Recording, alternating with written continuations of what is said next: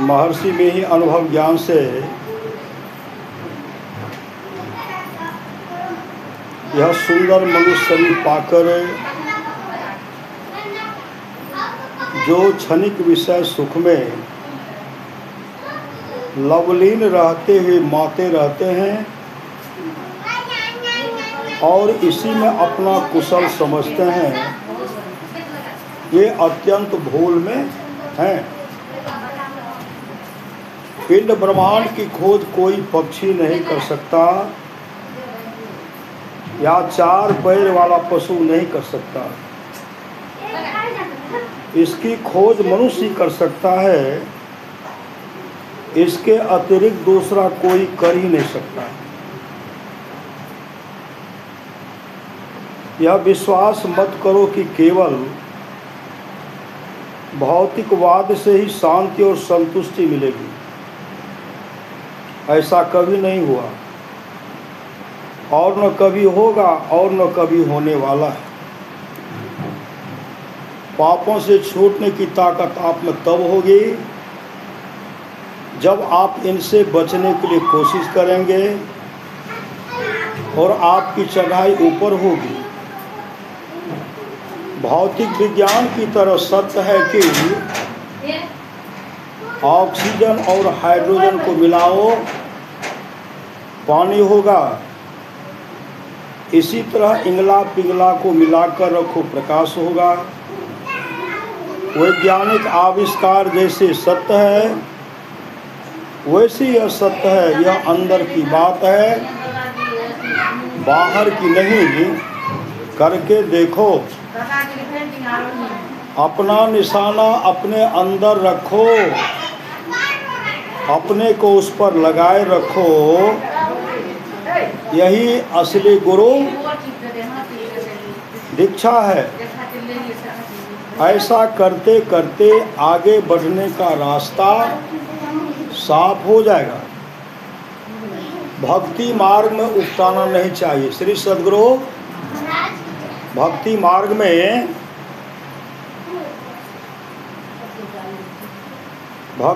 में उकताना नहीं चाहिए। जो भक्ति मार्ग पर चलता है वह कभी न कभी रास्ते का अंत अवश्य पाता है, उसको कभी न कभी पूर्णता अवश्य होगी। यह बात याद रखिए, ईश्वर की भक्ति से अपना कल्याण होगा। इसका विश्वास बहुत दृढ़ता से सबको करना चाहिए।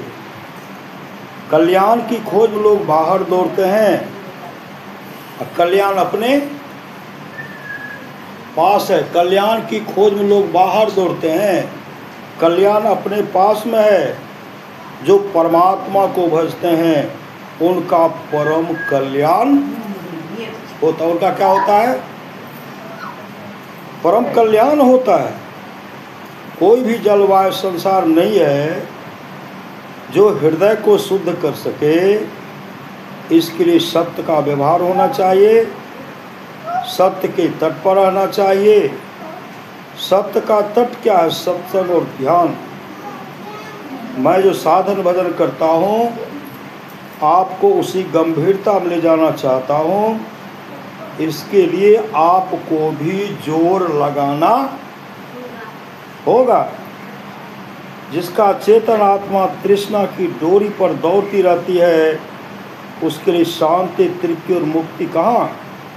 इसी शांति, तृप्ति और मुक्ति के लिए कहते हैं कि चित्त वृत्ति का निरोध करो। अभाव होने पर भी विपरीत नहीं हो, विश्वास डिगे नहीं, साधन करता चला जाए लेकिन अंधविश्वासी नहीं बनो। साधन करोगे तो अंधी श्रद्धा नहीं रहेगी। ईश्वर भक्त बनने के लिए ईश्वर में अड़िग विश्वास होना चाहिए। ईश्वर भक्त बनने के लिए ईश्वर में अड़िग विश्वास होना चाहिए। जिसको ईश्वर में अड़िग विश्वास है उसको कुछ भी हो जाए ईश्वर भक्ति करने में नहीं डिगेगा, वही ईश्वर भक्त होगा। भजन करने की युक्ति से विहीन को कितना हो वैराग हो, तो भी उसका काम पूर्ण रूप से बनने को नहीं है। इसलिए जानकार गुरु से युक्ति जान लेना चाहिए। भजन कोई किसी को देता नहीं, भजन करने की युक्ति बता दे सकता है। भजन कैसे दिया जाएगा, वह तो करने से होगा। ईश्वर दर्शन से ही परम कल्याण होता है। श्री सद्गुरु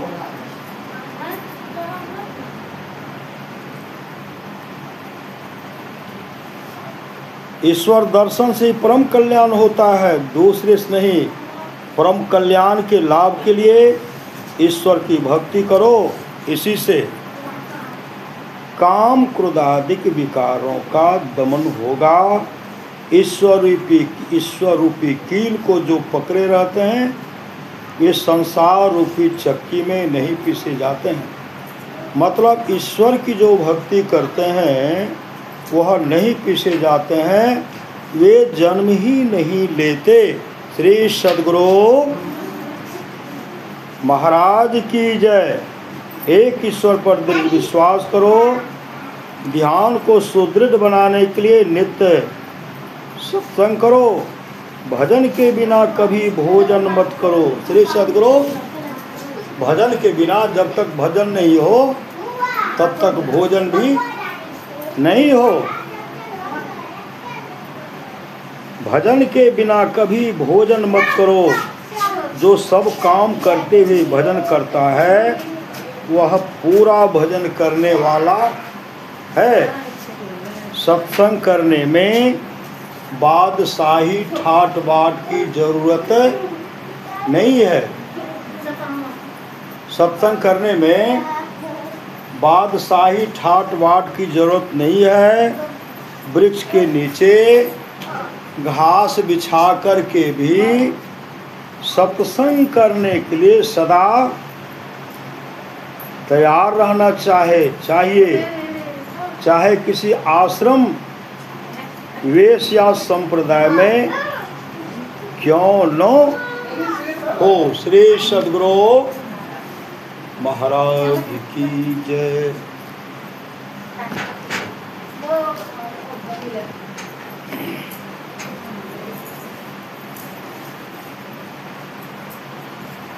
बंदो गुरुपद कंज कृपा सिंधु नर रूप हरि महामोह तम पुंज जासु बचन रवि करनी करो। धन धन सतगुरु सुखदा महिमा कही न जाए। जो कुछ कहो तुम्हारी कृपा मोते कछु नो बसाए। अव्यक्त रूप में प्रातः स्मरणीय अनंत श्री विभूषित परम पूजपाद सद्गुरु महाराज के चरणों में कोटि कोटि नमन। विशिष्ट गुरुजन, उपस्थित सत्संग प्रेमी महानुभावों, माताओं एवं बहनों, सभी के अंदर में बैठे हुए परमात्मा को कोटि कोटि नमन। परमाराध्य सद्गुरु महाराज की वाणी है, थोड़ा सा भी सत्संग करो तो बड़ा लाभ होता। थोड़ा सा भी सत्संग करो तो बड़ा लाभ होता है। जितना लाभ कि बहुत धन के मिलने, बहुत विद्या के पढ़ने से होता, उतना लाभ सत्संग से होता है। नित्य नियमित ढंग से सत्संग करो। सत्संग से खाली कोई मत रहो। अभी अमृत की वर्षा हुई, अध्यात्म ग्रंथ का सार ज्ञान कह दिया। जिसको याद रहा उसको अमृत मिला, जिसको याद नहीं रहा उसने अमृत को खो दिया। देवर्षि नारद पहुँचे भगवान विष्णु के पास। भगवान विष्णु से प्रार्थना करते हैं कि भगवान, संत का दर्शन और सत्संग से क्या लाभ होता है?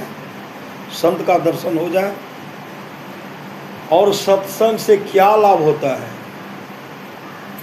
भगवान विष्णु देवर्षि नारद से कहते, नारद जी आप चले जाइए तुंग, भद्रा नदी के किनारे जाइए। वहाँ एक विशाल वृक्ष है, विशाल वृक्ष में एक खोडर है। खोडर, उस खोडर में एक कीड़ा है। कीड़ा से जाकर के आप पूछिए संत का दर्शन और सत्संग सुनने से क्या लाभ होता, वही आपको उत्तर दे देंगे। देवर्षि नारद गए, नदी के किनारे गए,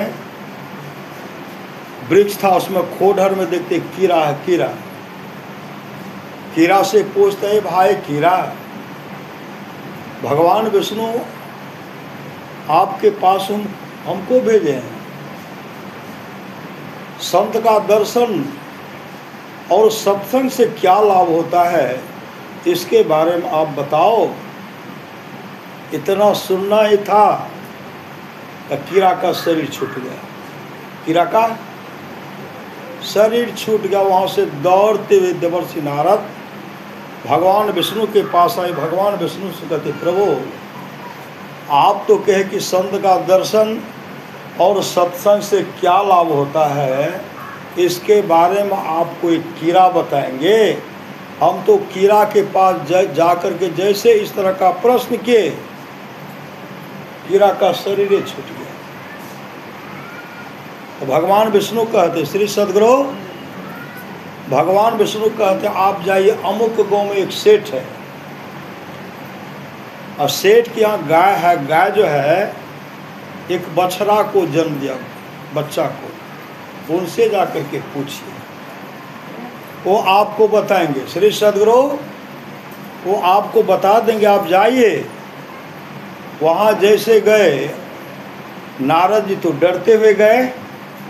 अरे कीड़ा का कोई परिवार नहीं था पकड़ने वाला, तो हम किसी तरह भाग करके बच निकले।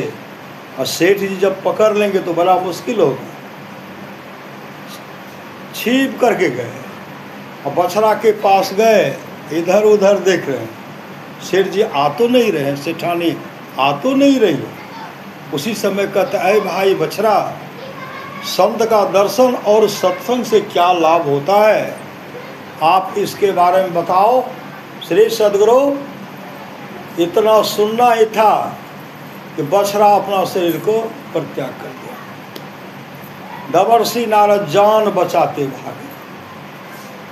फिर वहाँ गए, कहा भगवान आप तो ऐसे जगह भेजते हैं, प्रश्न करता हूँ, कहीं कीड़ा का शरीर छूटा तो कहीं बछड़ा का शरीर छूटा। वहाँ तो शेर जी नहीं थे, मेरा तो खरमंगल हो जाता, पिटाई होती, शेर जी पिटाई करते, हम किसी तरह बच निकले। अब हम कहीं नहीं जाएंगे। तो भगवान विष्णु कहते एक जगह और है, जाइए ना। कहा कहाँ? कहा एक राजा के पास है। कहा हम नहीं जाएंगे। श्री सद्गुरु जाएंगे, उसी तरह का घटना घटेगा, चारों तरफ से सिपाही रहते हैं, हमको घेर लेंगे। आप जाइए ना, आप वहाँ जाइए। जैसे राजा के पास गए, राजा देवर्षि नारद को देखते काफ़ी प्रसन्न हो गए। आइए देवर्षि, आइए देवर्षि, मेरे घर में एक नवजात शिशु का जन्म हुआ है, एक बार उनका हस्तरेखा देख लीजिए, उनको आशीर्वाद दीजिए। वो तो चाहते ही थे कि बच्चा से मिलना है। देवर्षि नारद के देखिए, वहाँ जाने के लिए यहाँ से वहाँ घेरा लगाइए, निकलने के लिए घेरा लगाइए, चारों तरफ घेरा लगवाइए, इधर भी घेरा, उधर भी घेरा, उधर भी घेरा, सब में निकास, इधर जाएंगे उधर निकल जाएंगे, जिधर से चाहेंगे उधर से निकल जाएंगे। ऐसा योग बनता है इस बच्चा का हस्तरेखा देखने के लिए, ऐसा योग बनता है। कैसे घेरा बनाइए, घेरे के अंदर में कोई नहीं हो, घेरे के अंदर में आप भी वहाँ नहीं रहेंगे, रानी भी नहीं रहेगी, आपका कोई भी सिपाही नहीं रहेंगे, क्योंकि बच्चा का भाग को देखना कि बच्चा का भाग कैसा है। राजा थे पट, सब व्यवस्था हो गया, सब व्यवस्था किए, प्रवेश द्वार निकास कई द्वार है, किधर से भी निकल सकते, सबको निकाल दे, राजा रानी सबको निकाल दे, किसी को नहीं रखे। और उस समय देवर्षि नारद डरते हुए, वह जो नवजात शिशु था राजकुमार से कहते हैं, है राजकुमार, इधर उधर भी देख रहे, श्री सदगुरु राजा तो नहीं है, सिपाही तो नहीं है, है राजकुमार, संत का दर्शन और सत्संग से क्या लाभ होता है, इसके बारे में आप बताइए। उसी समय वो बालक हाथ जोड़ लेते, कहते हे देवर्षि, संत का दर्शन और सत्संग से क्या लाभ होता, तो आप प्रत्यक्ष देखिए रहे, का हम कहाँ देखे। वो राजकुमार कहते हैं, पहले दिन जो आप गए थे तुंगभद्रा नदी के किनारे एक वृक्ष में जो कीड़ा था, कीड़ा साहब प्रश्न पूछे तो नहीं भाई कीड़ा, संत का दर्शन और सत्संग से क्या लाभ होता है। कहा पूछे थे, लेकिन कीड़ा का शरीर छूट गया था, कहा कीड़ा मैं ही था। श्री सदगुरु आपका दर्शन के और सत्संग सब जो आपके मुख से निकला, मेरा शरीर छूट गया। दूसरे दिन का शेर जी के यहाँ बछड़ा के रूप में, का बछड़ा मैं ही था, अब बछड़ा का शरीर छूटा, तभी आप कहाँ हैं, कहा हम तो राजा के पास हैं। कहा डरिए मत, आप डरिए मत, आपका दर्शन और सत्संग का शब्द सुनने से हम कहाँ से कहाँ आ गए। जो लोग बराबर संत का दर्शन करेंगे, सत्संग सुनेंगे, सत्संग कहाँ से कहाँ चले जाएंगे, उनके प्रश्न का उत्तर मिल गया। और वही भगवान विष्णु से कहते, भगवान ये सत्संग का सुनने का फल होता है, इसलिए कहते सुनि समझहि जन मुदित मन। अभी सुन रहे थे ना, सुनि समझहि जन मुदित मन मज्जहि अति अनुराग। अनुराग मतलब प्रेम, श्रद्धा से सुनेंगे और गप भी करेंगे तो काम चलेगा। एक संग नहीं हो ही भुआलो, हसब ठठाया फुलाओ गालो। एक साथ हंसना और गाल फुलाना नहीं हो सकता। श्री सदगुरु इसलिए सत्संग सुनने का इतना बड़ा महत्व है। सच्ची घटना है। एक आदमी था, शरीर छोटा तो बन गए सर्प। श्री सदगुरु बहुत दूर में, गांव से बहुत दूर में जन्म लिए सर्प बन करके। उनका मित्र उनको कहते थे, दोस्त भजन भेद लान लें।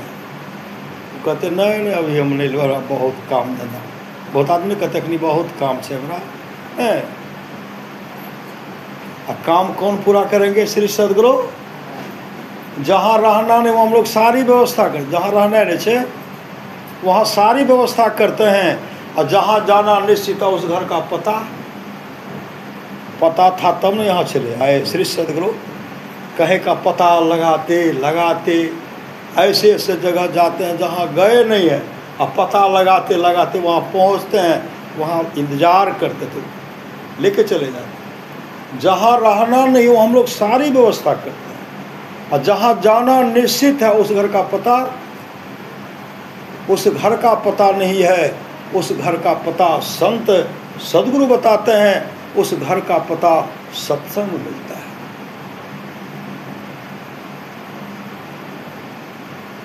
आप लोग जानते हो सुदत, भगवान बुद्ध के समय की बात। सुदत देखने में बहुत सुंदर, उनकी पत्नी भी महासुंदरी। धन कितना था, सोना चांदी हीरा जवाहरात का उनके पास ढेर रहता था, ढेर। जब प्रथम बार बराबर उस ससुराल जाते थे, सब बार पूरा सम्मान, इस बार कोई पूछवे नहीं कि श्री सदगुरु इस बार जो गए उतना नहीं भोजन तो मिला, उनके पास जो चारों तरफ घेर करके सब बैठते थे, ससुर भी बैठते थे, सास भी, साली भी, सरोज भी, मतलब पूरे आकर के चारों तरफ उनको चारों तरफ घेर लेते थे और उनसे बातचीत करते थे। अब बाद में गए तो उनके पास कोई बैठते ही नहीं, कोई नहीं। अपने पत्नी से कहते इस बार जो आया आ गया, अब हम कभी नहीं आएंगे श्री सदगुरु, अब हम कभी नहीं आएंगे। कहा हुआ क्या? अब पहले सब कोई बैठते थे, सब मेरा आगे पीछे करते थे, सब मेरा खातिरदारी करते थे, अभी तो बैठना दूर रहा, कोई आते तक भी नहीं, कोई झांकते तक भी नहीं है। सेठ अनाथ पिंडक की पत्नी कहने देखिए श्री सदगुरु, सेठ अनाथ पिंडक की पत्नी कहने देखिए भगवान बुद्ध का पदार्पण होने वाला। श्री सदगुरु भगवान बुद्ध का पदार्पण होगा, भगवान बुद्ध का उसमें सत्संग होगा, सत्संग जिसके बारे में सुन रहे थे। मति की रति गति भूत बलाई, जब जही जतन जहाँ जही पाए सो जान अब, सत्संग प्रभाव लोकों वेद न आन पाओ। ये तमाम चीज़ें आज तक जिस किसी को प्राप्त हुआ है, सत्संग के प्रभाव से हुआ जाना चाहिए। लोक और वेद में इसके मिलने का दूसरा कोई उपाय नहीं है। प्रेम को खरीद सकते हैं, प्रेम को आज तक कोई प्रेम को खरीदे हैं? भक्ति को कोई सोना चांदी हीरा जवाहरात, संसार में तरह तरह का फल, तरह तरह का मिष्ठान, तरह तरह का आभूषण, तरह तरह का जमीन आप खरीद सकते हैं, तरह तरह का सुंदर सुंदर वस्त्र खरीद सकते हैं, लेकिन प्रेम तो बनाना पड़ेगा, नहीं बनाना पड़ेगा। अंदर प्रेम जगाना पड़ेगा, श्रद्धा को बनाना पड़ेगा। विश्वास को खरीद सकते हैं कोई? विश्वास बनाना पड़ेगा, विश्वास जगाना पड़ेगा। सुदत्त की पत्नी कर देखिए भगवान बुद्ध का पदार्थ सत्संग होगा और उसमें जब तक सत्संग होगा नहीं तब तक आप यहीं रहिए। पत्नी के बहुत कहने पर सुदत्त रह गए सुदत्त रहे। जैसे भगवान बुद्ध का पदार्पण हुआ, सब उनके अवभाव में, सब उनके सेवा में लगे हुए हैं। सुदत्त मन में विचार करते हैं। हम दो प्रश्न अपने मन में रखे, दो प्रश्न अपने मन में रखे, हम किसी से नहीं कहेंगे, पत्नी से भी नहीं कहते, किसी से नहीं। जैसे हम वहाँ जाएंगे तो मन में क्या रखे थे? मेरा नाम तो कोई जानते नहीं है। वह कह देंगे कि आइए सेठ सुदत्त जी, उनका नाम सुदत्त, ये मन में विचार किए थे, आइए सुदत्त जी, और हमको मेरा सम्मान कर हमको पूछेंगे और कहेंगे सुदत्त जी मैं आपको अमुक समय में, अमुक महीने की अमुक तारीख में आपको सत्संग का समय दिया हूँ, आप सत्संग के व्यवस्था में लग जाइए। तब तो हम पूरे मान लेंगे। पूरा खचाखच भक्त सब बैठे हुए थे। जैसे सुदत्त अनाथ पिंडक, बाद में उनका नाम अनाथ पिंडक, जैसे वहाँ गए भगवान बुद्ध कहते आइए सुदत्त जी, आइए सुदत्त जी। इसका तो माथे ठनक गया। हम तो यह बात अपने पत्नी से भी नहीं कहते, कम या मन प्रश्न करेंगे। और उसी से भगवान बुद्ध कहते आपको मैंने अमुक महीने के अमुक तारीख को सत्संग का समय दिए हैं, आप उस सत्संग में लग जाइए, सत्संग का त्याग में लग जाइए। सुदत्त भगवान बुद्ध के चरण पर गिर गए, भगवान बुद्ध के चरण पर गिर गए और कहते महाराज जितना खर्चा होगा हम सत्संग करेंगे, हमको उस समय दे दीजिए। कहा मैं तो आपको दिया, बरसों बाद हम वहाँ सत्संग करेंगे, आप व्यवस्था कीजिए। आज सुदत्त अनाथ पिंडक भीतर से प्रसन्न हो गए। आज उनको प्रेम संत सदगुरु के दर्शन से प्रेम जगा, श्रद्धा जगा। कहा जमीन चाहे समतल भूमि, श्री सद्गुरु समतल भूमि चाहिए। सुंदर समतल भूमि था कुमार जेठ के पास।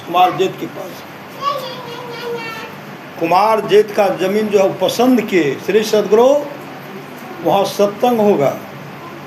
वो क्या करते थे, पंडाल बनाते थे, दिन भर पंडाल बनाते थे। शाम में कुमार जेठ का सिपाही आते थे, सब खुट्टा उखाड़ करके चले जाते थे। दिन में आते, खुट्टे नहीं है, क्या हो गया, पता चला कुमार जेठ का सिपाही आते हैं और खुट्टा उखाड़ करके लेके चले जाते हैं। सेठ अनाथ पिंडक सुदत्त गए कहाँ, कुमार जेठ के पास, और कुमार जेठ से कहते महाराज आपका जो जमीन जो बहुत सुंदर जमीन है, भगवान बुद्ध उस जमीन को पसंद किए हैं, वहाँ हम लोग सत्संग कराना चाहते हैं।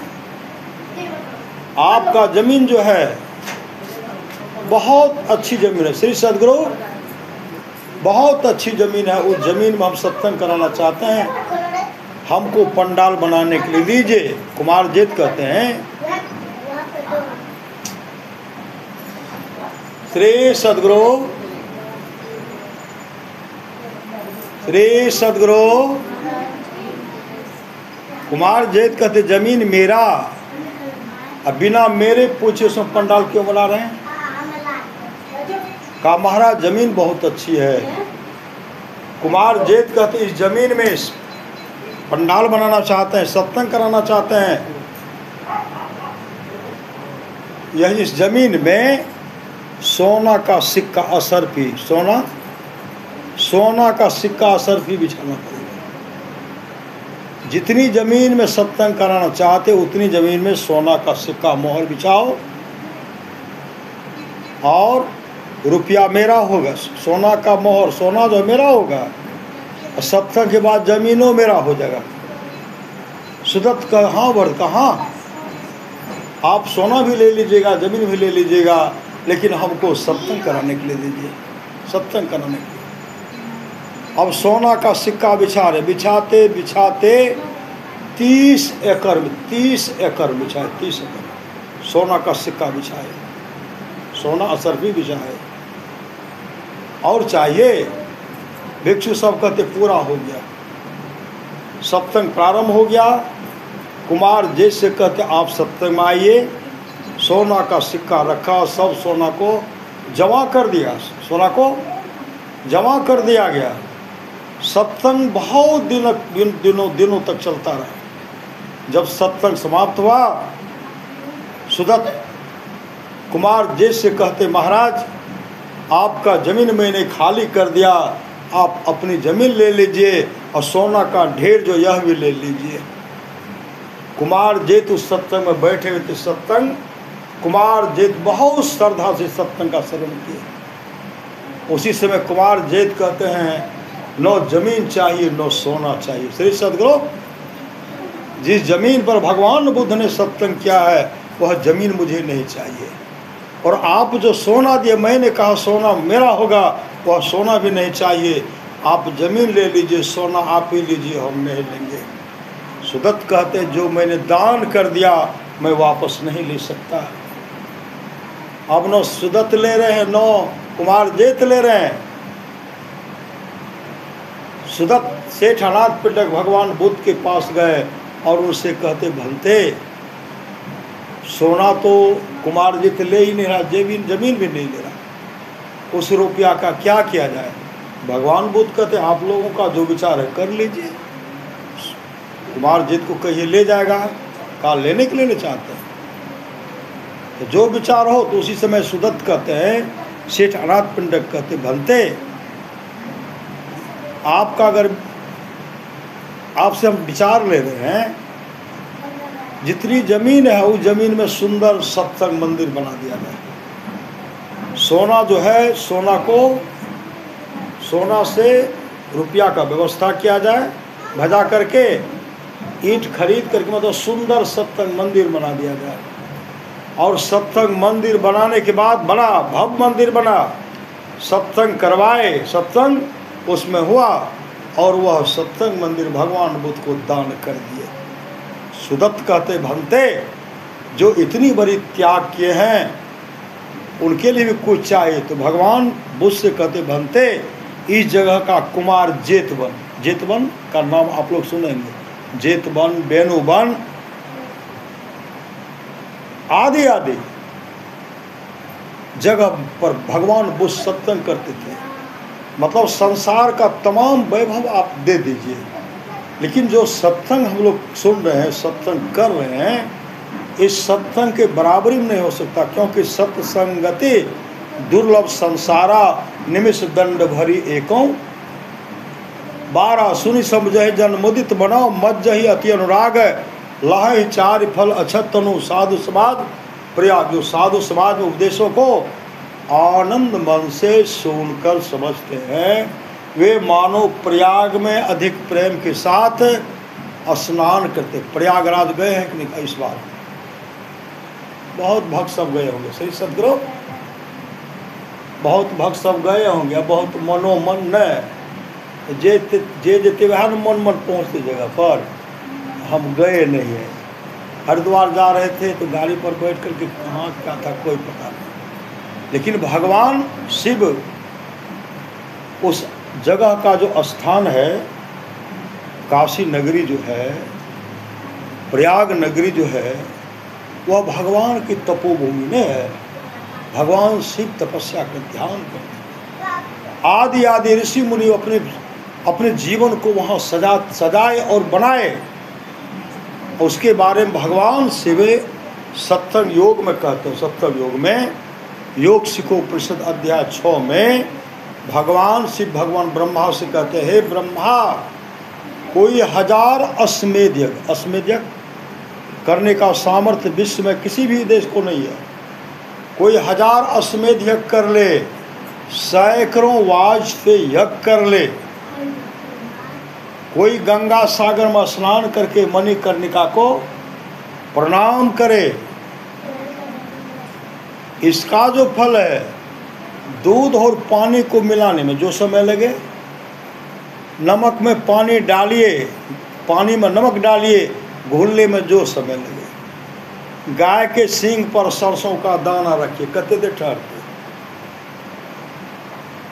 जितनी देर सरसों का दाना गाय के सींग पर ठहरे, जो अपने मन को यहाँ टिकाता, ठहराता यहाँ ना, अपने यहाँ नसागर में सुखमना में जो अपने मन को ठहराता टिकाता है, थोड़ा पर देर भी अगर टिक गया, इसका जो फल होगा इसके बराबरी में उसका 16वां भाग भी नहीं होगा। इतना बड़ा सत्संग का महत्व, सत्संग का महत्व। भगवान बुद्ध सत्संग करते थे, देवी देवता आते थे। परमाराज सदगुरु महाराज जब सत्संग करते थे ना, उनके सत्संग में ऋषि सब आते थे, ऋषि सब गुरुदेव का दर्शन करने के लिए। सत्संग में हनुमान जी आते थे, श्री सदगुरु, ऐसे बहुत बहुत भक्त हैं, बहुत भक्त को हनुमान जी दर्शन देते हैं। हनुमान जी एक जगह चर्चा किए, कहते बाबा हमरा हनुमान जी प्रत्यक्ष दर्शन दे देते। हनुमान जी खड़ा रहे, ऐ जगह ऐठा खड़ा रहे, वो दर्शन के। ऐसे से भक्त हैं जहाँ श्रद्धा प्रेम से, जहाँ भगवान शिव को ढूंढिए भगवान दर्शन देंगे। बाबूजी को भगवान शिव दर्शन देते थे गाँव के शिव मंदिर में, हम लोग के पूर्वज उनको बनाए। बाबूजी जब रात में कभी ठहरते थे ना, तो वहाँ जो एक महान साधु थे, महान साधु अपने शरीर पहुँचे हुए साधु थे, रात में साधु आ जाते थे बाबूजी के पास, भगवान शिव भी साथ में, बाबूजी को भगवान शिव दर्शन देते थे। गिरजा संत समागमो समन लाभ कछवान, बिनु हरि कृपा न हो सो गावे वेद पुराण। बहुत लोग तो बोल बम जाते हैं, जाते हैं श्रद्धा से।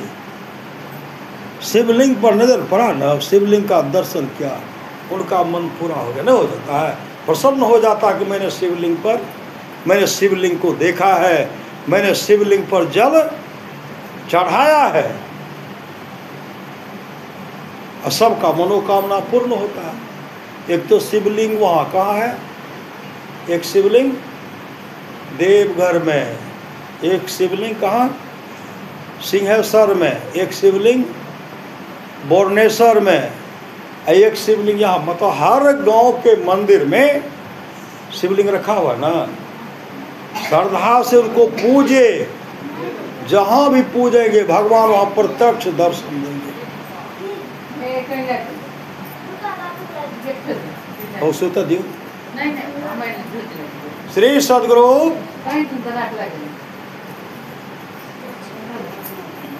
श्रद्धा प्रेम से, जो प्रेम रस शाखा नहीं अमृत पिया तो क्या हुआ, उपकार में सिर दिया नहीं जुग जुग दिया तो क्या हुआ। ये श्रद्धा प्रेम है। इसलिए सुनी समझहि जन मुदित मनो मत जहि अति अनुराग, लहहि चारि फल अछत तनु साधु समाज प्रयाग। भगवान महर्षि रमन जब सत्संग करते थे, उनके सत्संग में गाय आती थी, गाय। श्री सद्गुरु जे गप कर चित्रगुप्त के डायरी में लिखायल जा रहा है। श्री सद्गुरु सुनि समझहि जन मुदित मनो मज्जहि अति अनुराग, लहहि चारि फल अछत तनु। जो साधु समाज में उपदेशों को आनंद मन से सुनकर समझते हैं, उनको 4 फल मिलता। शरीर रहते क्या अर्थ, शरीर संसार में अर्थ की कमी नहीं होगी। धर्म अर्थ धर्म धर्म होगा। ये सब क्या हो रहा है श्री सद्गुरु। घर में है श्रद्धा से, जिनमें श्रद्धा हो धर्म में तो लगे हुए हैं, धर्म लगे हुए, अर्थ धर्म काम जो चाहना करेंगे वो होगा। और अंत में मोक्ष। मोक्ष का मतलब होता संसार के झमेले से, झमेला से दूर हो जाना, परमात्मा में एक मेक हो जाना, मतलब परमात्मा को प्राप्त कर लेना, यह है मोक्ष। और मोक्ष मिलेगा किसको, मानव शरीर में रहते हुए जो साधना रत रहेंगे। कहीं जाने की आवश्यकता नहीं है, कहीं जाने की आवश्यकता नहीं। श्रद्धा प्रेम से भगवान श्री राम सुबह मुहूर्त थे, क्या करते थे, प्रातः काल उठ के रघुनाथा, हम माता पिता गुरु ना वही माथा। सुबह उठते थे भगवान श्री राम, अपने माता पिता को प्रणाम करते थे, गुरु को प्रणाम करते थे। साक्षात ईश्वर परमात्मा माँ के रूप में, माँ के रूप में साक्षात ईश्वर है, साक्षात परमात्मा माँ के रूप में। आप जहाँ से शुरू कीजिए वहीं से काम बनेगा। श्रवण कहाँ गए, श्रवण कुमार कहीं गए थे, सिर्फ माँ को लेके चारों धाम हर जगह गए। माता पिता को लेकर के कामर बनाकर उसमें लेकर के तीर्थाटन कराए, और श्रवण का जीवन सफल सार्थक हो गया। नहीं हो गया।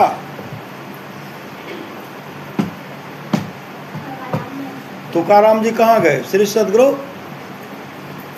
तुकाराम जी कहाँ गए। तुकाराम जी महाराज थे जगत गुरु, जगत गुरु। और उनके सत्संग में बहुत आते, सत्संग में बहुत लोग सब आते थे। एक समय की बात है, तुकाराम जी कहते हैं, देखो अपने तमाम भक्तों से कहते हैं, अमुक दिन जो है विमान आएगा, विमान बैकुंठ लोक से विमान आएगा, अब विमान पर बैठ करके हम चलेंगे, हम मेरे चलने का तैयारी है, तुम लोग भी मेरे संग चलो। उस समय सब हाँ भर दे श्री सद्गुरु, सब हाँ भर दिया, हम भी जाएंगे, हम भी जाएंगे। हाँ ठीक है, बहुत बड़ा विमान आ रहा है। समय पर विमान आए, विमान लगा हुआ, तुकाराम जी हर जगह खबर के विमान आ गया, चलो। सब लोग आए, कहते विमान पर चढ़ो, कहा नहीं महाराज, खेती अधूरा पड़ा हुआ श्री सद्गुरु, ये काम वो काम, ये अधूरा मकान, ये पूरा काम करना है, बच्चे को पढ़ाना लिखाना है, ये करना वो करना, सब कहा वहाँ तो सब पूरा हो जाएगा, चलो ना। महाराज अभी हमको छोड़ दीजिए। पत्नी से कहते तुम चलो मेरे संग श्री सद्गुरु। कैसी पत्नी थी? पत्नी थी कर्कशा। पत्नी केकरा कहे छे श्री सद्गुरु?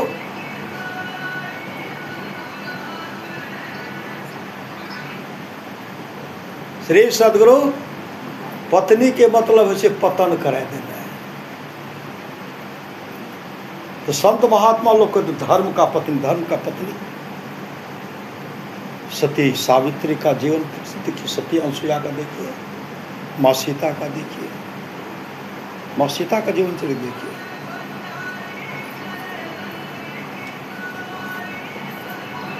जब भगवान श्री राम वन गमन की तैयारी होने लगी तो मैं जा रहा हूँ, मैं जा रहा हूँ। भगवान श्री राम कहते मैं जा रहा हूँ। माँ सीता कहती मैं भी जाऊंगी। कहा नहीं, वनवास हमको मिला है, तुम पिताजी का माँ का सेवा करो। सीता कहती आपको एक दिन और ठहरना पड़ेगा, रुकना पड़ेगा। श्री सद्गुरु का सो क्यों, सो क्यों?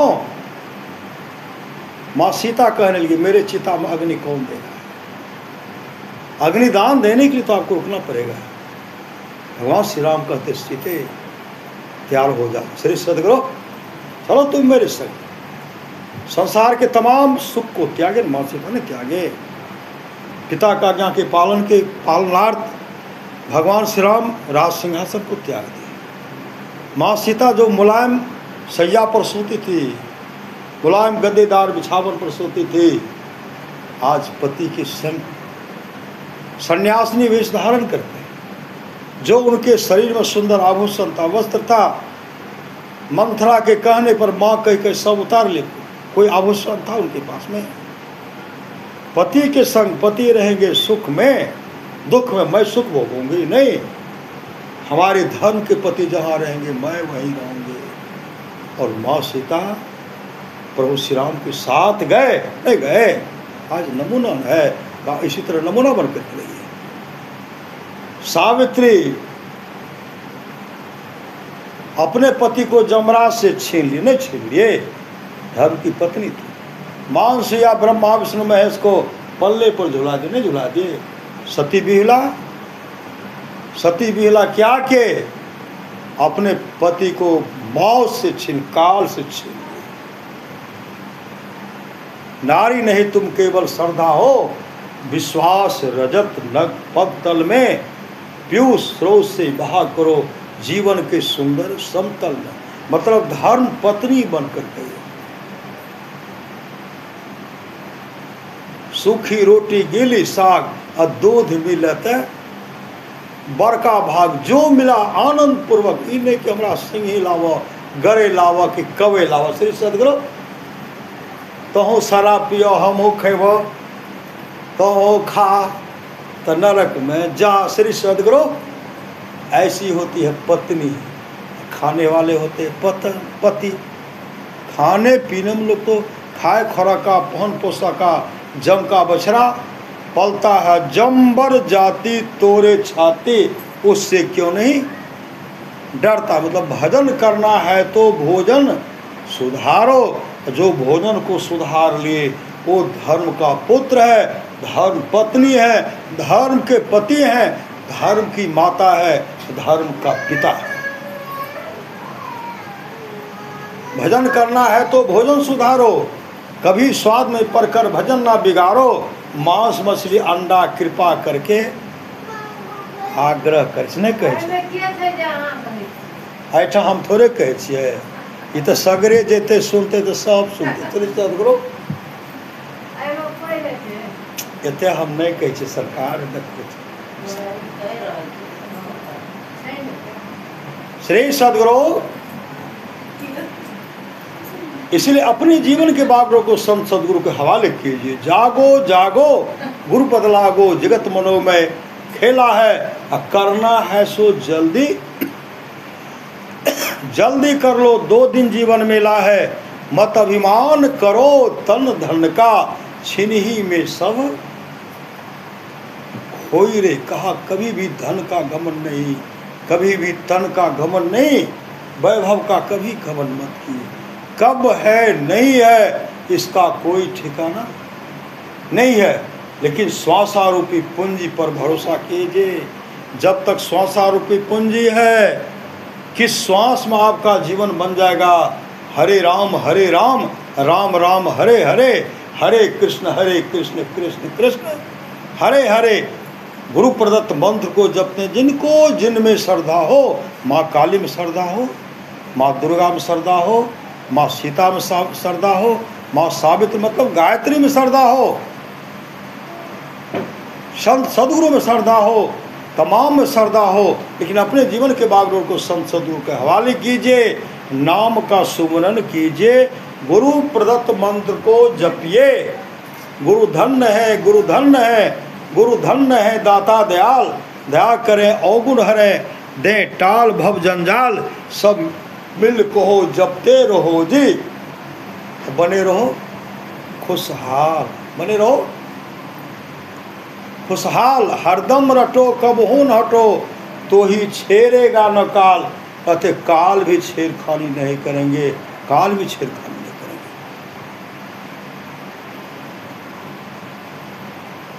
सत्संगति दुर्लभ संसारा निमिष दंडवरी एको बार। भगवान बुद्ध के समय की बात है, एक ब्राह्मणी गए भगवान बुद्ध को प्रणाम करने के लिए, इकलौता पुत्र के साथ गए। ब्राह्मणी भगवान बुद्ध को प्रणाम करते हैं। अब ब्राह्मण कुमार जो 5 वर्ष का था वो भी प्रणाम किए, माता पिता प्रणाम किए तो भगवान बुद्ध को आशीर्वाद दिए, भगवान बुद्ध को आशीर्वाद दिए, दीर्घजीवी भव, बहुत आशीर्वाद मिला। अब ब्राह्मण कुमार जब प्रणाम करते भगवान बुद्ध चुप हो गए, कुछ नहीं बोलते, आनंद कदे बनते हैं। इनके माता पिता को प्रणाम किताब इनको आशीर्वाद दिए। ये ब्राह्मण कुमार मात्र 5 साल का, आपको प्रणाम किताब कुछ नहीं बोले, भंते इनके बारे में इनको आशीर्वाद तो दीजिए। भगवान बुद्ध कहते आनंद मैं से क्या आशीर्वाद, यह ब्राह्मण कुमार मात्र 7 दिन जीवित रहेगा, मैं से क्या आशीर्वाद है। यह ब्राह्मण कुमार मात्र 7 दिन जीवित रहेगा, मैं से क्या आशीर्वाद दूं। इतना सुनते ही ब्राह्मणी रोने लगे। आनंद कहते भंते इकलौता पुत्र है, कोई उपाय तो कीजिए। ब्राह्मणी जब रो रहे हैं भगवान आनंद कहते भंते कोई उपाय कीजिए, इकलौता पुत्र है। तब भगवान बुद्ध कहते देखो आनंद, इसके लिए 7 दिन तक सत्संग कराना पड़ेगा, 7 दिन सत्संग कराना पड़ेगा। ऐसा घेरा बनाओ, घेरे के अंदर में 7 दिन सत्संग होगा। यह ब्राह्मण कुमार बैठ करके सत्संग सुनेगा, बैठ करके सत्संग सुनि समझहि जन मुदित मनो, मज्जहि अति अनुराग, लहहि 4 फल अछत तनो, साधु समाज प्रयाग। यह 7 दिन तक सत्संग सुनेगा। घेरा बनाया गया, घेरे के अंदर में ब्राह्मण कुमार आगे में बैठ करके 7 दिन तक एकटक भगवान बुद्ध को देखते रह गए, प्रवचन सुने। 7वें दिन सत्संग समाप्त हुआ। 8वें दिन वही ब्राह्मण कुमार जब भगवान बुद्ध को प्रणाम करते हैं, भगवान बुद्ध कहते दीर्घजीवी भवा, जैसे कहते दीर्घजीवी भवा। आनंद कहते भंते जो ब्राह्मण कुमार मात्र 7 दिन जीवित रहने वाला था, और ब्राह्मण कुमार जो 7 दिन तक सत्संग सुना, आपने उनको आशीर्वाद दिया दीर्घजीवी भवा। यह ब्राह्मण कुमार कितने वर्ष जीवित रहेगा। भगवान बुद्ध कहते 120 वर्ष, 120 वर्ष। इस सत्संग सुनने का फल है। जो बात दवा से हो सके वो बात दवा से होती है। कामिल मुर्शिद मिल जाए तो बात खुदा से होती है। कामिल मुर्शिद पहुँचे संत सदगुरुवर मिल जाए, बात खुदा से परमात्मा से बात होती, परमात्मा से बात होती है। लेकिन गुरु के प्रति समर्पण, गुरु के प्रति गुरु सतगुरु समहित नहीं को निस दिन करिए सेब है तन मन आत्म रक्षक है गुरु गुरु ही के नाम में कह ले भी। आप लोग जानते हैं कि दल बहादुर बाबा नेपाल के रहने वाले बहुत बड़े संत हुए। वो भक्ति भाव करते थे, सत्संग करते थे। अब पुलिस में नौकरी करते, पुलिस में नौकरी करते हुए गुरु महाराज से दीक्षा लेकर को ध्यान भजन करते थे। बड़ा उनका बिछावन बड़ा पवित्र रहता था। पुलिस तो बहुत, लेकिन उनका अलग बिछावन था, बहुत पवित्र था। दल बहादुर बाबा कहीं गए थे, एक पदाधिकारी पुलिस में जो बहुत बड़ा पदाधिकारी आए तो रात उनको वहीं ठहरना था। तो कहाँ ठहराया जाए, सब विचार क्या करते हैं, दल बहादुर जी जो है, दल बहादुर जी का जो बिछावन है बहुत सुंदर है, बहुत पवित्र, बहुत मुलायम गद्देदार हैं, उसी में इनको रात में ठहराइए। अब पदाधिकारी है, पुलिस का अफसर बहुत बड़ा पदाधिकारी है, उसमें उनको दे दिए। और क्या करते थे, वो जो उसमें गए ना, वो बिछावन पर बैठ करके पहले शराब पिए, शराब भी पिए, सिगरेट भी पिए, कई बोतल शराब झाड़ दे, सिगरेट पी रहे। अब बिछावन पर जैसे करवट लेते ऐसे लेते हैं तो 5 डंडा, श्री सदगुरु फटाफट 5 डंडा, किधर से आया कोई पता नहीं, इधर उधर 5 डंडा, फट वो चौकी पर से बिछावन से नीचे कूद पड़े। बगल में खड़े देख रहे कि भूत तने मारे थे, श्री सदगुरु कहीं नहीं कुछ देखते हैं। फिर गए, फिर उस पर जैसे लेते तो 5 डंडा, करगर डंडा लगा, श्री सदगुरु। फिर बगल में खड़े हैं, ऐसे उधर देख रहे हैं, केवाड़ी लगा हुआ, खिड़की बंद है, कहाँ से डंडा आ रहा है। फिर गए 5 डंडा, भर रात यही खेला रहा, श्री सदगुरु भर रात यही खेला, 5 डंडा ऐसे देह को टेपते थे, फूल गया था, श्री सदगुरु साधारण डंडा था। सुबह जब हुआ, देखते पैर पड़ा, चेहरा उदास फूला हुआ है। क्या हुआ सर? कल कैसा जगह दिन इस घर में भूत रहता, प्रेत रहता, बाहर रात हमको डंडा मारे। जब भी सोते थे 5 डंडा, कटा फटाफट 5 डंडा। इनमें कौन रहता? कहते इसमें दल बहादुर जी रहते। दल बहादुर बाबा पता लगा, कल के आप अपने रूम में प्रेत को रोक करके, प्रेत कहाँ रहता है, बहुत प्रेत भी नहीं रहता। तो हुआ क्या था, वहाँ गए तो बिछावन पर कैसे सोए, कहा हम पहले शराब पिए तब सिगरेट पिए, जैसे सोते थे 5 डंडा, रात से लेकर सुबह तक 5 डंडा। कितना डंडा मेरे ऊपर पड़ा, कहना मुश्किल है। भूत को मत पोसिए, श्री सदगुरु भूत प्रेत को मत पोसिए। दल बहादुर बाबा कहते न भूत रहते न प्रेत रहते। मेरा बिछावन जो है नाम का स्मरण करते हुए, हम तो, मेरा जीवन सत्संगमय है, नौकरी तो करता हूँ लेकिन मेरा जीवन सत्संगमय है। हम हर श्वास में गुरु का स्मरण करते हैं और मेरा बिछावन भी पवित्र है। और यह सुन करके जो 5 डंडा वाली बात दल बहादुर बाबा सुने, शराब पीकर जो, सिगरेट पीकर जो पदाधिकारी सोए थे, 5 डंडा वाली बात जब सुने, दल बहादुर बाबा फूट फूट करके रोए। जिन्होंने मेरी बिछावन का देख रेख किया, श्री सदगुरु मेरे बिछावन पर अपवित्र को सोने के लिए नहीं दिए, मेरे बिछावन पर नशा पान करने वाले को सोने के लिए नहीं दिए। हर रात जिसने मेरे बिछावन तक का रक्षा किया, हम तो भूले पड़े हैं, उसी से मैं रिजाइन दे दिए। श्री सदगुरु पुलिस में नौकरी करते थे, रिजाइन देकर और सदा के लिए अपने जीवन के बागडोर को संत सदगुरु के हवाले कर दिए। और गुरुदेव ने कहा था, दल में बहादुर है, दल बहादुर। श्री सदगुरु और दल बहादुर व मोक्ष को प्राप्त किए। मोक्ष ऐसे सामर्थ्यवान सदगुरु होते हैं। गुरु सतगुरु समहित नहीं को निस्दिन करिए, सेव है तन मन आत्म रक्षक है गुरु, गुरु ही के नाम में के लेवे। तो आप लोग जानते हो सिपाही बाबा, अठगामा के रहने वाले सिपाही बाबा, घर में सोए थे, घर में सोए हुए थे। अठगामा एक बस्ती है, महादेवपुर घाट से पश्चिम पड़ता है। उनके गांव हम गए थे सत्संग करने के लिए, और वहाँ से उपट करके सोनामुखी के पास अठगामा आ गए। उधरे से अठगामा वो जो उपट करके आए हैं ना, वो वही सब कोई कमला कुंड रखते हैं, वो वही सब गांव फुलकिया इधर बस करके बनाए। गुरुदेव दलबहा वो जो सिपाही दास अपने घर में सोए थे, गुरुदेव आए, कपड़ा कैसे उठाते, खींच, उठो सिपाही उठो, अरे बदमाश तुम्हारे पिताजी का हत्या कर दे, उठो बदमाश तुम्हारे पिताजी का हत्या कर दे, उठो सिपाही उठो।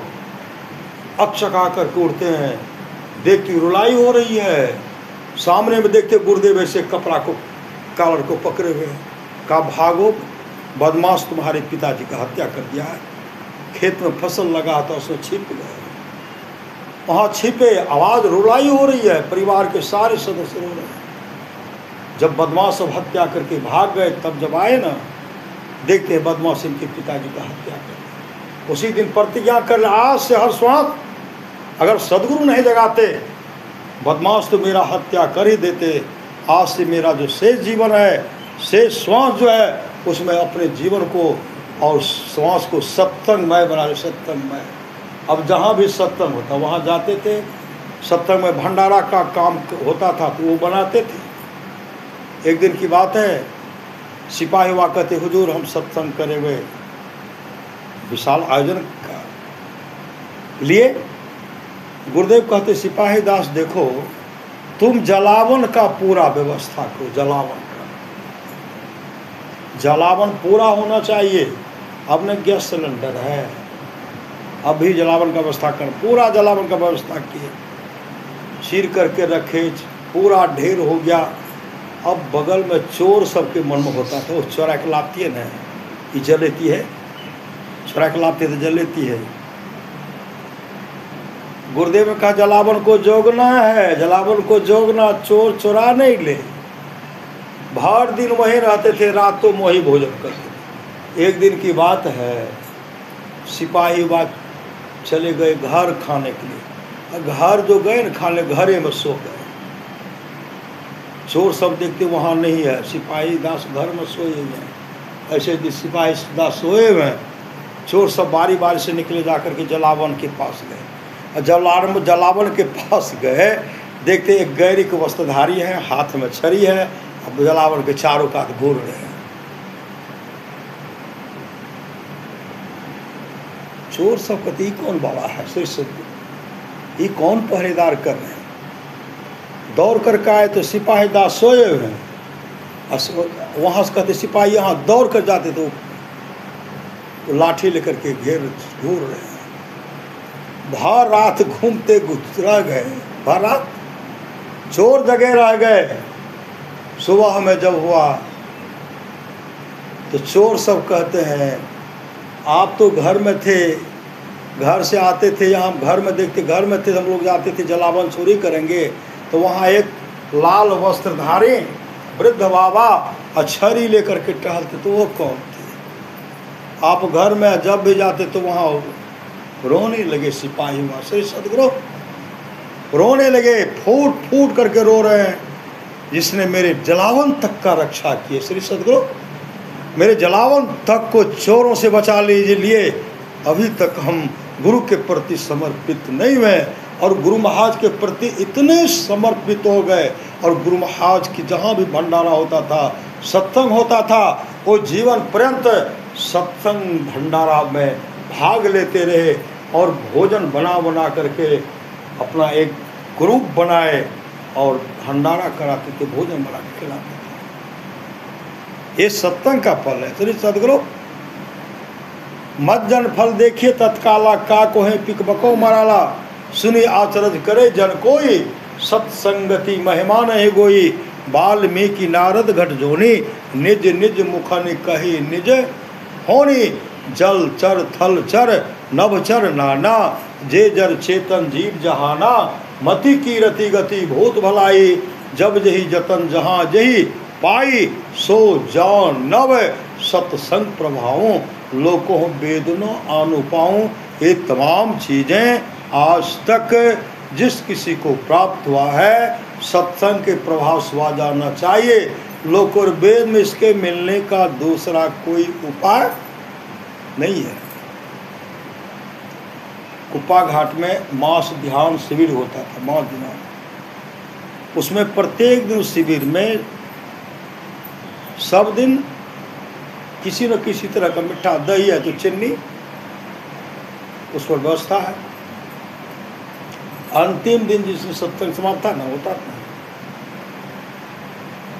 क्या कि जब रात्रि कालीन का सत्संग हो गया, भंडार बनकर तैयार है, तो सिपाही वह जब देख रहे हैं दही तो है, चीनी नहीं है। और सब दिन बढ़िया बढ़िया मिठा चला, सब दिन दही पर चीनी तो चला, लेकिन अंतिम दिन दही पर चीनी नहीं।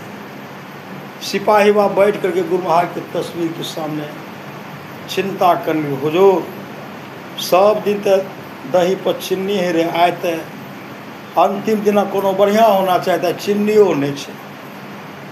अब भागलपुर के दुकानों बंद भए गेलै, रात भए गेलै, कतए जो मने मन सोच रहे, मन मन सोच रहे, काफी चिंता। लोग की कहते क्या है, चीनियों की व्यवस्था में। गुरुदेव के तस्वीर के सामने बैठ करके वो आंसू बहा रहे थे, चिंता कर रहे थे। वो बैठे हुए थे, तब एक आदमी आए, एक टोकरी कहे रख लीजिए, कहा की छे, करके जिलेबी छे, जिलेबी गरमे गरम जिलेबी छे। देखे ऐसे जिलेबी को तो गरम गरम सबको बैठाए, फटाफट खिला रहे हैं, और सबको जिलेबी ऊपर से खिला रहे हैं। सब आदमी जिलेबी खाए, लेकिन बर्तन तो खाली नहीं हुआ। श्री सदगुरु बर्तन भरा का भरे रह गया। देखिए इतने आदमी खेल के बर्तन तो देखे जिलेबी भर ले, श्री सदगुरु जिलेबी भर रोने लगे। हम तो चाहना कि गुरुदेव सब व्यवस्था कर दे जिलेबी लुगला को। और 12 बजे रात, 10 बजे रात, 11 बजे रात में जिलेबी गरम गरम कतऽ से थे श्री सदगुरु। और दुकान बगल में छबे कर घर में गर्म खूब खाए। इतने व्यवस्था करने वाले, इतने व्यवस्था करने वाले सावधान सदगुरु हैं। गुरुदेव कहते हैं जो स्तुति प्रार्थना करेगा, सत्संग नित ध्यान नित करेगा, उनको खाना दाना और कपड़ा की कभी कमी नहीं होगी, रहने के लिए घर की भी कमी नहीं होगी। यहाँ तो कमी नहीं होगी। अगर जीवन आपका सत्संगमय होगा, आप सत्संगमय धारण जीवन करेंगे, अपने जीवन को सत्संगमय बनाएंगे। यहाँ भी सुख और परलोक में भी सुख होगा, और अंत में मोक्ष को प्राप्त करेंगे। श्री सदगुरु इसलिए समर्पण, गुरु ही तो हैं, गुरु पितु हैं, गुरु ही जीव के मितु हैं। गुरु सम कोई नहीं दूजा, जो जीवों को उधारा है। गुरु की नित्य कर पूजा, जगतिन सम नहीं दूजा। मैं ही को आंग नहीं सूझा, फकत गुरु ही उधारा। इसलिए अमर मुनि का उपदेश है, 100 काम को छोड़ करके स्नान करना चाहिए, 1000 काम को छोड़ करके भोजन करना चाहिए, 1,00,000 काम को छोड़ करके सत्संग करना चाहिए, करोड़ों काम को छोड़ करके अपने जीवन को संत सदगुरु के हवाले करना चाहिए। भगवान श्री कृष्ण की वाणी निष्पाप उद्धव जी, कोई कितना भी अश्वमेध यज्ञ कर ले, कृष्ण चंद्रायन आदि आदि व्रत कर ले, उसकी द्वारा में सुलभता से प्राप्त नहीं होता। बस एक सत्संग ऐसा जरिया है जिसकी द्वारा में सुलभता से प्राप्त हो जाता, उस भक्त के वश में हो जाता, और उस भक्त का परम कल्याण हो जाता। पर महाराज सिंह महाराज की वाणी है, सत्संग करने के लिए बादशाही ठाट बाट की जरूरत नहीं है। वृक्ष के नीचे घास बिछा करके भी सत्संग करने के लिए सदा तैयार रहो। पुनः सद्गुरु महाराज कहते हैं जो लोग पुनः कहते हैं थोड़ा सा भी सत्संग करो बड़ा लाभ होता है। जितना लाभ के बहुत धन के मिलने, बहुत विद्या के पढ़ने से होता है, उतना लाभ सत्संग से होता है। नित्य नियमित ढंग से सत्संग करो, सत्संग से खाली कोई मत रहो। अभी अमृत की वर्षा हुई, अध्यात्म ग्रंथ का सार ज्ञान कह दिया। जिसको याद रहा उसको अमृत मिला, जिसको याद नहीं रहा उसने अमृत को खो दिया। पुनः सद्गुरु महाराज कहते जो लोग बहुत दिनों से सत्संग करते आ रहे हैं, अभी कर रहे हैं, आगे भी करेंगे, वे सभी महासुख के भागी होंगे। आज का सत्संग जो है बच्चे के जन्मदिन के अवसर पर सत्संग का आयोजन रखा गया। नन्नू के नाम से अयंश राज, बच्चे का नाम है अयंश राज और पिताजी का नाम आशीष कुमार ने। श्री सद्गुरु आशीष कुमार अपने सुपुत्र के जन्मदिन के अवसर पर सत्संग का आयोजन रखे हैं। रामचरितमानस में मति की रति गति भूत भलाई, जब जही जतन जहाँ जही पाई, सो जानव सत्संग प्रभाव लोकों वेद न आन पाऊँ। ये तमाम चीज़ें आज तक जिस किसी को प्राप्त हुआ है, सत्संग के प्रभाव से जाना चाहिए। लोक और वेद इसके मिलने का दूसरा उपाय नहीं है। आप तमाम सत्संग में आए, बच्चे का जीवन मंगलमय हो, आप तमाम का जीवन मंगलमय हो। जब तक जीवन दे तब तक सत्संग करते रहिए। खाना दाना कपड़ा की कभी नहीं होगी, अंत में मोक्ष मुक्ति मिलेगा। श्री सद्गुरु हम लोग जाते हैं दुकानदार के पास मिठाई लेने के लिए जाते हैं, तरह तरह का मिठाई लेते हैं। मिठाई का कीमत लगता नहीं लगता है। बर्तन दौना, बर्तन के पैसा लागे छे, दौना वही न बर्तन फिला मिला न फ्री में। श्री सद्गुरु कार्टून के पैसा नहीं ले छे। श्री सद्गुरु वही दौना हम लोगों को, श्री सद्गुरु दौना हम लोगों को मुफ्त में दिया जाता है। ठीक उसी प्रकार कीमत तो लगेगा मिठाई का। तो हम लोग जो सत्संग करेंगे मोक्ष तो मिलेगा ही। जैसे दौना बर्तन मुफ्त मिलता है, अन्न वस्त्र भोजन, घर में अनाज की कमी नहीं कि जो भोजन बना भोजन खाएंगे, घर में अन्न की कमी नहीं होगी।